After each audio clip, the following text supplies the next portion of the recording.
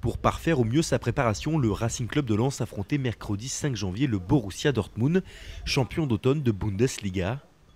Un match disputé sous le soleil espagnol et qui offrait la possibilité à l'Aslo Bologna d'effectuer une première revue d'effectifs avant le 32e de finale de Coupe de France contre le Paris Saint-Germain. Tout commence mal pour les 100 et or, une mésentente entre Varane et Hermach, un contrôle un peu long et le Borussia Dortmund en profitait pour aller défier Kasraoui, mais la frappe allemande terminait sur la barre transversale. Malheureusement dans la foulée, l'arbitre sifflait un penalty pour une main dans la surface de Varane. Sakin transformait et ouvrait le score malgré la bonne entame des Lensois. Mais les hommes de Bologna allaient réagir. 10 minutes plus tard, Roudet semait la panique dans l'arrière-garde allemande. Là encore, une main avait lieu dans la surface, mais cette fois-ci, l'arbitre ne bronchait pas. Rageant. Sur le corner qui suivait, Yaya plaçait sa tête, mais s'était sauvé sur la ligne de justesse.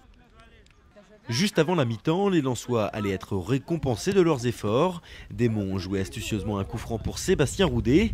Le gardien avait beau s'interposer sur la frappe du meneur artésien. Yaya, dans la surface, catapultait le ballon au fond des filets pour l'égalisation lensoise. Un partout, c'était le score à la pause. L'Aslo Bologna allait changer tous les joueurs de champ. Aurier, Schell, Quedru et Berdych prenaient place en défense. Situ et Kovacevic à la récupération.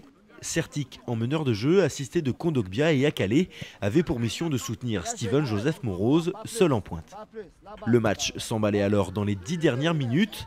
Suite à un bon travail de Monrose côté gauche, Akale n'appuyait pas assez sa reprise et le gardien captait le ballon. Dans la minute qui suivait, Dortmund prenait de court l'arrière-garde sans et or. Samuel Atrousse, fraîchement entré en jeu, avait beau repousser une première tentative, il ne pouvait rien faire sur le deuxième ballon. Et ce sont les Allemands qui prenaient l'avantage. Mais il était écrit que les Lensois ne perdraient pas cette rencontre.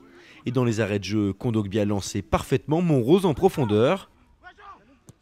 L'attaquant lensois s'arrachait, prenait le dessus sur son défenseur et allait égaliser d'une frappe sous la barre.